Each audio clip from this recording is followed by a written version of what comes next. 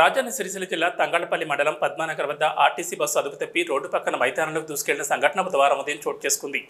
సిద్దిపేట డిపోకు చెందిన RTC bus బుధవారం ఉదయం సిరిసిల్ల నుండి బయలుదేరి సిద్దిపేటకు వెళ్తుండగా మార్గమధ్యంలో తంగళ్లపల్లి పద్మానగర్ వద్ద అదుపు తప్పి మైదానంలోకి దూసుకెళ్లింది. అప్రమత్తమైన బస్సు డ్రైవర్ బ్రేక్ వేసి ఆపడంతో త్రుటిలో పెను ప్రమాదం తప్పింది. ఈ ప్రమాద సమయంలో బస్సులో ప్రయాణిస్తున్న 35 మంది ప్రయాణికులు క్షేమంగా బయటపడ్డారు. డ్రైవర్ నిర్లక్ష్యం వల్లే ఈ ప్రమాదం చోటు చేసుకుందని ప్రయాణికులు, బస్సు కండక్టర్ తెలిపారు.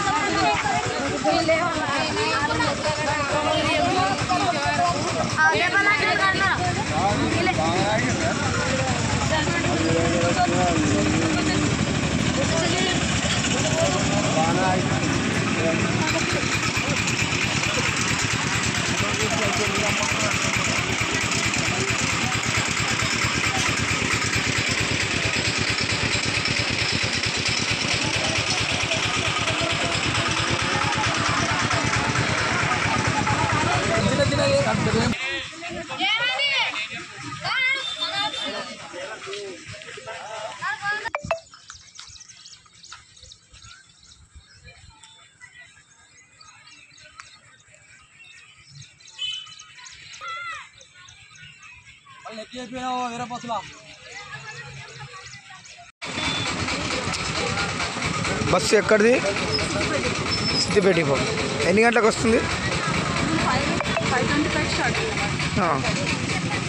ఇక్కడికి వచ్చేవరకు ఇప్పుడు ఎంతమంది ఉన్నారు ఇలా ప్రయాణికులు?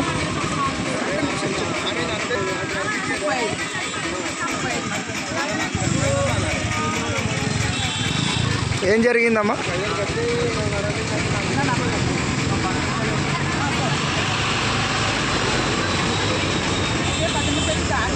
ఆయన అట్లనే మంచిగా వెళ్ళన్నా చెట్లకు తీసుకొచ్చినాక చెట్లకు తిరిగిపోయింది. అంటే అదృష్టం ఏంటంటే ఎవరికి ఇంకా దెబ్బలు రావట్లేదు కదా. ఎదురుగా కూడా ఏం రాలేదు. రోడ్డు ఉంది, మంచిగానే పోయింది.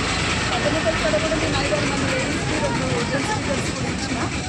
నేను టికెట్ ఇచ్చి ఇక్కడ కూర్చున్నా లేదా బస్ అట్లా కిందికి పోతూనే ఉన్నాను. రోడ్డు కింది చెట్లకు తీసుకెళ్ళి అక్కడ లాస్ట్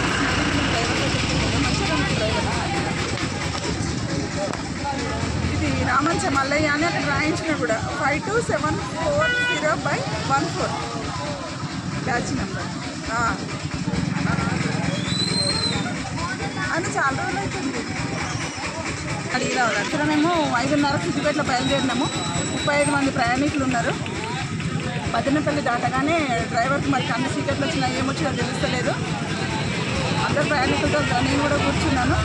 బస్సు స్లో ఉండడం వల్ల మాకు నయమైంది. మెల్లగా రోడ్ దిగుతూనే ఉంది. మేము భయపడ్డాం. ఆగగానే వరకు బస్సు ఆపేసాం.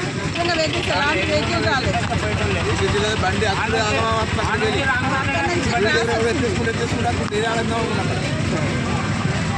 బాగా స్పీడ్ వస్తుంది బండి ఎక్కేసుకుంటూ వస్తుంది. మాకు నడు పట్టుకున్నాడు అవుతుంది. అందం అనుకున్నాము మెల్లవరి బండి మొత్తం ట్రాక్టర్లో కట్టుకొడుతుంది బండి.